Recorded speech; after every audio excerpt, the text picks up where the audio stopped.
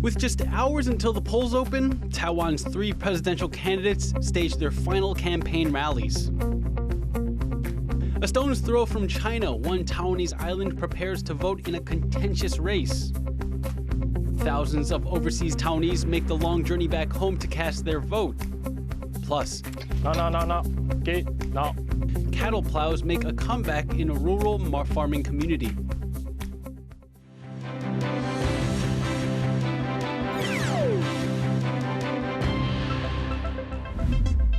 Warm welcome to TaiwanPlus News. I'm Leslie Liao. In just a few hours' time, voters will head to the polls here in Taiwan to pick a new president and legislature. It's a vote that will be closely watched by the U.S. and China, with the outcome seen as crucial to the future of the island. So will voters choose a U.S.-friendly candidate or take a path that will bring them closer to China? 3 men are vying for the top job, and tonight they are all holding their final campaign rallies. We have reporters on the ground as they make those final pitches. We begin our coverage with Louise Watt in central Taipei. I'm at the final election rally of the smaller Taiwan People's Party. Taiwan's politics have been dominated by 2 parties, and the TPP wants to change that. Tonight, it's their turn to hold their rally in this road that leads to the presidential office. And hoping to win that office is the TPP leader, Hou Yu-ih. He'll be on that stage later giving a speech, and his message during this election campaign is that Taiwanese voters are fed up of China dominating the election discussion. They want to hear more about domestic issues, and that's a message that's resonated particularly with Taiwan's young voters who see themselves priced out of buying a home, for example. But will those young voters come out in sufficient numbers to give Kerr the presidency and his party enough seats in the legislature to have a strong voice? That's the question. Now we go to Joyce Tseng, who's following the KMT in New Taipei City. Just blocks away from where the ruling DPP are holding their last rally, the main opposition Kuomintang are pulling out all the stops, here setting up shop in New Taipei City, renting out a plaza outside a major sports venue for their last push to convince the Taiwanese people that they are the right ones to lead the country into the next 4 years. Now for the KMT, it's been an uphill battle because it's been a fight for relevance. They've had to reckon with their long history of being seen as more China-leaning. And it's been a tough challenge because even just a couple days ago, former President Ma Ying-jeou, who's still an influential leader within the KMT, he went on record to say that Taiwan should trust Chinese President Xi Jinping, and that's all while Beijing has only become more aggressive. And that's exactly the narrative that the KMT have been trying to distance themselves away from. And actually, Ma Ying-jeou has not been invited to this rally tonight, which is a sign from the presidential candidate Hou Yu-ih that he wants to make good on his word. He's promised the Taiwanese people that this is a new era for the KMT. Yes, he would like to reopen constructive lines of communication with Beijing, but that his priority is to prevent conflict and protect what is seen as one of the freest and most vibrant democracies in Asia. But whether the Taiwanese voters will buy that and trust the KMT, well, we'll have to see if Hou can actually indeed pull off the presidency. And our reporter Rick Glauert is at the ruling Democratic Progressive Party's candidates Lai Ching-te's rally, also in New Taipei. So it's here at a sports stadium in New Taipei City that presidential candidate for the ruling Democratic Progressive Party, Lai Ching-te, is making his final push for Taiwan's top job. Now, it's the end of months of campaigning for Lai. He's the current vice president of Taiwan, and he's positioned himself as a safe pair of hands, taking over from 8 years of the DPP being in power. He says he can carry on the work done by the current president, Taiwan, particularly when it comes to China and keeping China at bay. But his association with the establishment has also worked against him. He's found it hard to get younger voters on board, young voters who care about domestic issues like Taiwan's low wages and rising house prices. But at this final rally on the eve of the election, we can expect Lai to double down on his core message to voters in Taiwan, that it's him and his party, the DPP, who will know how to do with Beijing, and that they can keep Taiwan safe and secure. The presidential and legislative elections are a chance for people all over Taiwan to have their say in the country's future. and that includes the islands of Kinmen, just kilometers from China. Politics there can be quite different from the main island itself. Ed Moon has more.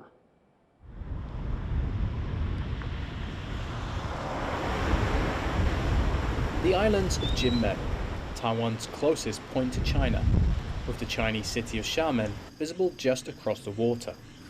Politics here has long been dominated by the opposition Kuomintang, or KMT, which favours closer ties with Beijing. In Taiwan's upcoming elections, the ruling Democratic Progressive Party, or DPP, isn't even running a local candidate here. Its China-wary policies have little traction in Kinmen.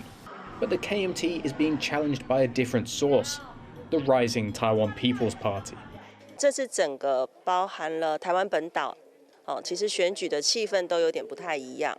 那民众党虽然很新，可是我们比较没有包袱。The Taiwan People's Party has sold itself as a third way compared with the KMT and DPP. But when it comes to relations with China, it hews closer to the KMT's position of maintaining friendlier ties. 其实柯主席在这个议题上面也发表相当多次的言论他一直强调的是两岸是一家亲，不是两岸一家仇。那作为一个国家国际关系的角度来看，其实应该是要左右逢源，而不是左右为难。您会支持建立那个境厦大桥吗？一定支持，一定支持。By promising closer relations while maintaining Taiwan's sovereignty, Xiang and her party are hoping to make inroads right in the heart of KMT territory. The KMT legislator here, Chen Yu-zhen, is standing for re-election, as she can call on famous party heavyweights like VP candidate Zhao Xiaokang whenever she's out on the campaign trail.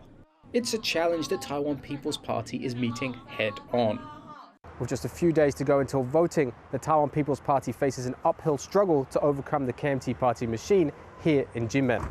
But a victory would be a real achievement, a sign that a new force is here to stay in Taiwanese politics. Carmen Xu, Simonetta Ho, and Ed Moon in Kinmen for TaiwanPlus.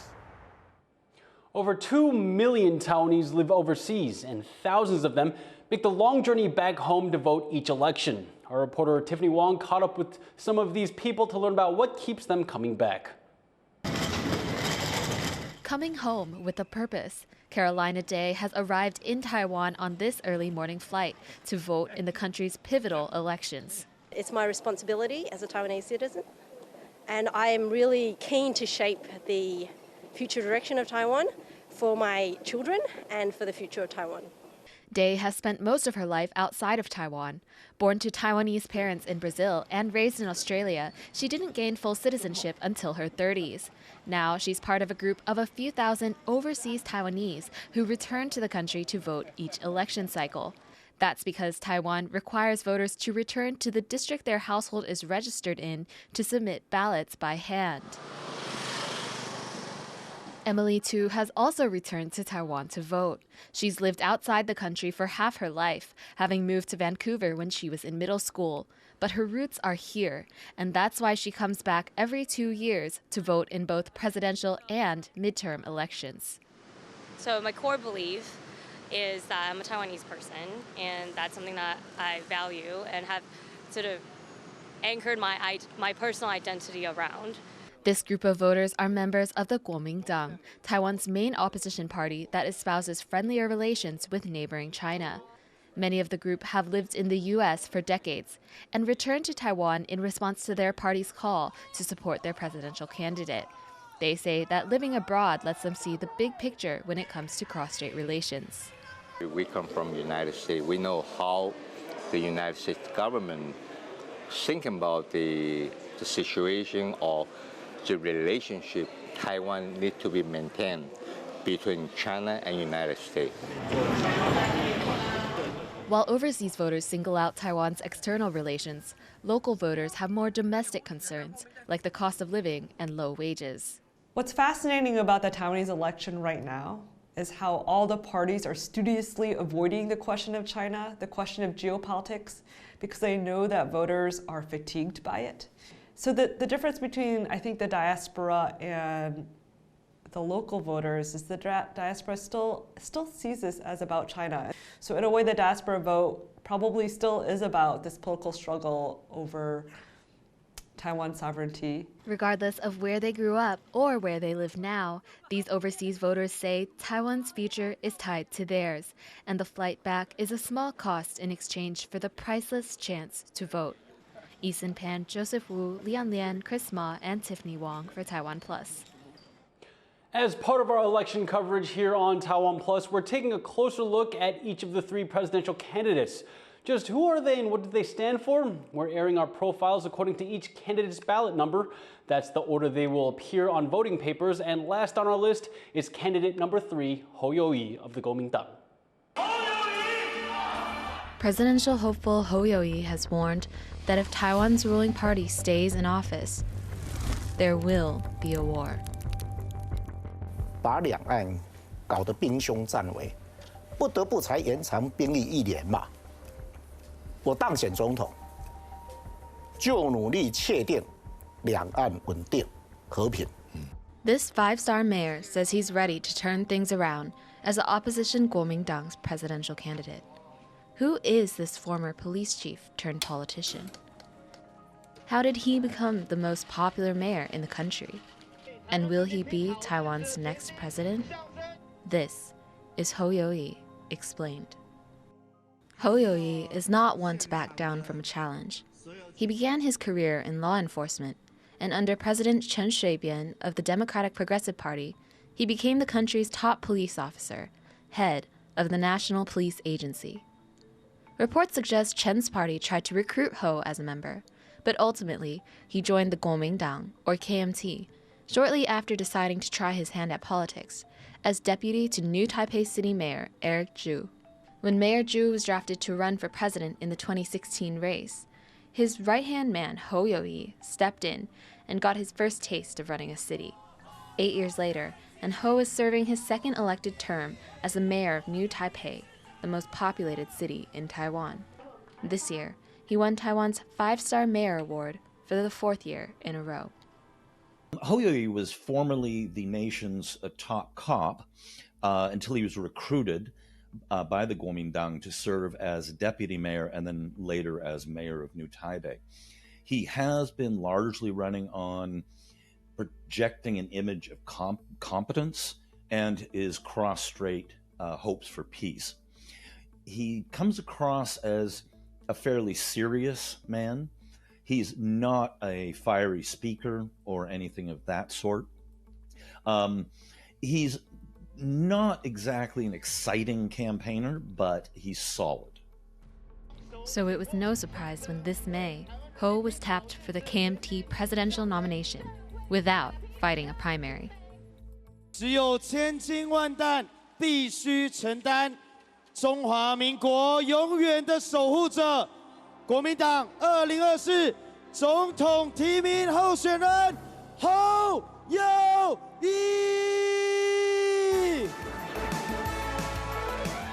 Hou is, in some ways, an unusual candidate for the KMT. Historically, the party has been dominated by people who fled to Taiwan from China in 1949 and their descendants. But Hou's family has lived in Taiwan since before the KMT arrived, when Taiwan was a Japanese colony. While Hou Yu-ih caught the eyes of Zhu, who now serves as KMT chair, he might not have the support of the full spectrum of the party. Hou faces competition for swing voters from another candidate, the chair of the relatively new Taiwan People's Party, Ke Wen-je. Younger voters and voters who are in the middle who might have voted for Hou previously have shifted to Ke, and he's got a lot more momentum. With the current president termed out, Taiwan is guaranteed a new leader next year. But with the opposition split between the KMT and TPP, Hou Yu-ih faces a challenge.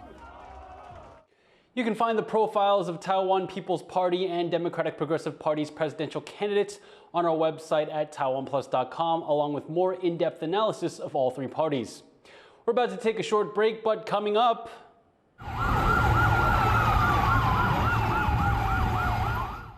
Papua New Guinea remains in a state of emergency following a wave of deadly riots. Israel pushes back against accusations of genocide, and Taiwan is backing local video game developers.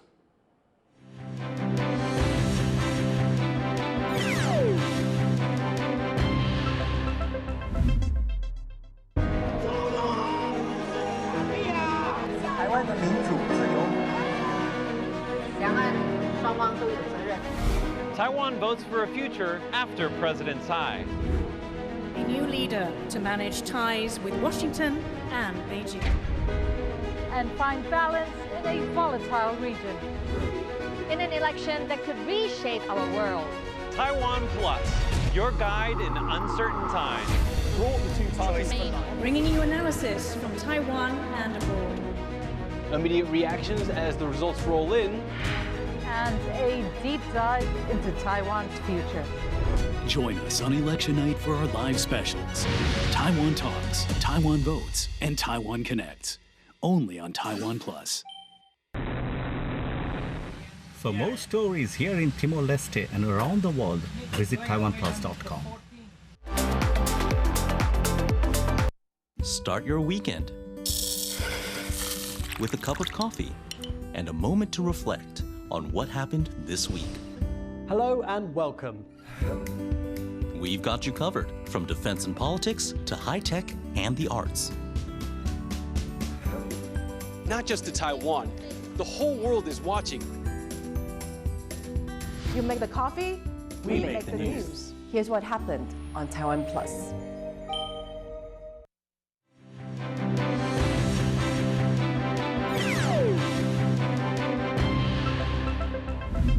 Welcome back. You're watching TaiwanPlus News. Looking away from the election, Taiwan's video gaming industry is set to get a boost. The government hopes to raise the profile of Taiwanese developers by offering grants. John Van Trieste has the details.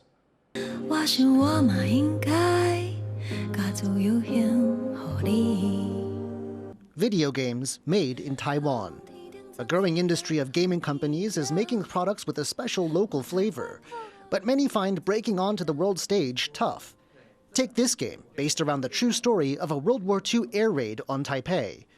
Originally planned as a board game, it's now gathering funds for an augmented reality makeover, a game in the style of Pokemon Go that overlays computer graphics on real-world surroundings. But just getting this far has been tough, and many Taiwanese projects like it never get past the early stages. 如何去整合手边的资源，再去做时间的管理？我觉得在资源的整合和去找寻相关的一些配合，不管是财务上或者是补助的部分，我觉得都相当的重要。Most projects start out self-financed, with little but the developer's passion to keep them going. It's a trend crowdfunding websites are starting to help with. 能够透过在地的支持，然后去让一些关注于本土内容的这些创意人们能够得到资金去做自己想做的事情，是一个群众跟创意人双赢的一个机会。But Taiwan's government wants to help too. It started a program that will give grants to promising projects. The idea is to get more Taiwanese games past the imagination stage and onto store shelves, hopefully around the world. 独立游戏这个产业啦，因为这个是台湾年轻人的未来。这个计划其实它的目的就是要鼓励这个开发台湾原创的，而且具独特性的一些游戏。8 games will get grants of up to $50,000 each for development, and 1 to 2 games judged exceptional will get up to $96,000 to be turned into a finished product. While not even close to the budget of most games these days, which can cost up to hundreds of millions of dollars to make, every bit helps. And the hope is that this funding will eventually pay off with a Taiwanese hit. John Su and John Van Trieste for TaiwanPlus. In international news, the U.S. and UK have carried out joint airstrikes against Houthi rebels in Yemen. The strikes targeted Houthi drone and missile launch sites, the U.S. says. They are retaliation for the Iran-backed group's repeated attacks against commercial shipping vessels in the Red Sea. At least 27 such attacks have been launched since November. The U.S.-led operation was also supported by Australia, Canada, the Netherlands, and Bahrain. Israel has lashed out at South Africa for accusing the country of genocide. אנחנו נלחמים במחבלים ואנחנו נלחמים בשקרים. היום שוב ראינו עולם הפוך. מדינת ישראל מואשמת ברצח עם בשעה שהיא נלחמת ברצח עם. ישראל נלחמת נגד מחבלים רצחניים שביצעו פשעים איומים נגד האנושות. The International Court of Justice is hearing South Africa's claims that Israel's war in Gaza is an attempt to destroy the enclave's Palestinian population. South Africa is calling for the court to demand an end to the campaign, which started after Hamas militants raided Israel on October 7th. Gaza's health ministry says over 23,000 people have been killed in the fighting. A state of emergency has been declared in Papua New Guinea as violent riots sweep the streets of the Pacific Island nation. Rosie Greninger has the story.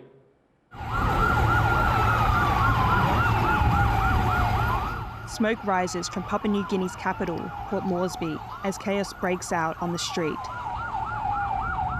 Shops and cars torched, the parliament coming under siege, and local businesses ransacked by looters. Unrest began nearly 2 days ago when hundreds of public servants walked off the job to protest a pay cut. And things escalated when police joined them. Authorities are calling the change in salary an administrative mistake. Violence also broke out in Lae, Papua New Guinea's second largest city. 16 people have now been killed. The Prime Minister is condemning the poor discipline of police and saying the riot was planned. I want to inform the country there were evidence of organized rioting that took place yesterday. The evidence of organized rioting that took place yesterday. Where that organization came from, that investigation will ascertain. Marape says those responsible will face the full force of the law. Neighbouring Australia, which this month signed a security agreement with Papua New Guinea, has its troops on standby if the situation spirals further out of control. We continue to urge calm at this difficult time. While China called for protections after 2 of its nationals were injured. 使馆已经向巴新政府提出了严正交涉，敦促巴新政府迅速采取有力措施，全力确保当地中国公民和机构的安全。 Most of the violence has now subsided, and shop owners are cleaning up after the recent political uproar. But tensions here remain tight, and the ramifications have hit home. With unemployment high and the cost of living rising, the Prime Minister is facing growing calls to resign. Dolphine Chen and Rosie Greninger for TaiwanPlus. Advancements in technology revolutionized agriculture in the last century, but some farmers in Taiwan are trying to keep old traditions alive with a little help. Reese Ayers has the story. No. Go. Stubborn as an ox. A turn of phrase for most people, but a daily struggle for farmer Hou Yu-ih. He runs a farm in Zhanghua, central Taiwan, with the help of a team of four-legged friends. 他就像一个5、6岁的小孩子，力气很大，他听不懂你的话，你就想象你这样，你要跟他工作，是不是充满了困难？ Gao is the leader of the Tui Tui La La cattle farming team, a crew of 5 cows that help him work his land. But working with livestock instead of machinery comes with plenty of challenges. 很累啊！你看那个扶犁这样好像慢慢的，其实你来扶很累，那个都是要用腰力啊，用核心的力气这样。 Despite the extra effort, Gao is determined to keep the age-old tradition of cow-assisted farming alive. It's a practice he says benefits the environment too. 这样子对土壤会比较好一点，然后牛不会产生那些废弃物啊，它不用用石油啊。 就是在资源的消耗上比较节省。 Cattle have steadily been replaced by more efficient machines since the 1960s. As of 2023, there were only around 500 working cows or buffaloes left in Taiwan. Gao's neighbours are pleased he's keeping the tradition alive. 牛较早的是甲咱犁田，互咱大家食大汉的，包括你我同款，你若爸拢是安尼啦吼。 所以咱来把这个文化留落来，这是最好的，好以后咱下地会当做见证。 Gao has formed a deep bond with his cattle colleagues over the last decade. Many of the team wouldn't be here today were it not for Gao's farm. 我去牛贩那边就是把它买回来这样，不然本来要被卖去屠宰。The vegetables and waste that Gao and his team produce all help supply a local farm activity centre, providing organic materials for their kitchen and workshop. 我们现在要去牛的活动中心，那我们要准备捡牛大便，等一下要来做牛粪熏香。In cooperation with local farmers like Gao, staff at the Omud Mud Activity Centre let visitors experience the life of rural workers firsthand. 那一来是推广这些农村的文化，然后推广拖拖拉拉牛耕队。那二来也是想要让大家透过这个商品认识这些农村的小智慧、小故事这样子。哎，辣妹，好，送你的。这是什么？这是一朵鲜花插在牛粪上。Through the combined efforts of livestock, farmers, and local businesses, the ancient traditions of this rural community can be preserved for generations to come. Chris Ma and Rees for TaiwanPlus. Thank you for watching TaiwanPlus News. Don't forget to tune in to our live coverage of Taiwan's presidential elections on TaiwanPlus's website or social media. Before we go, check out these cherry blossoms blooming in central Taiwan's Jiayi. I'm Leslie Liao, take care, and I'll see you for the big vote.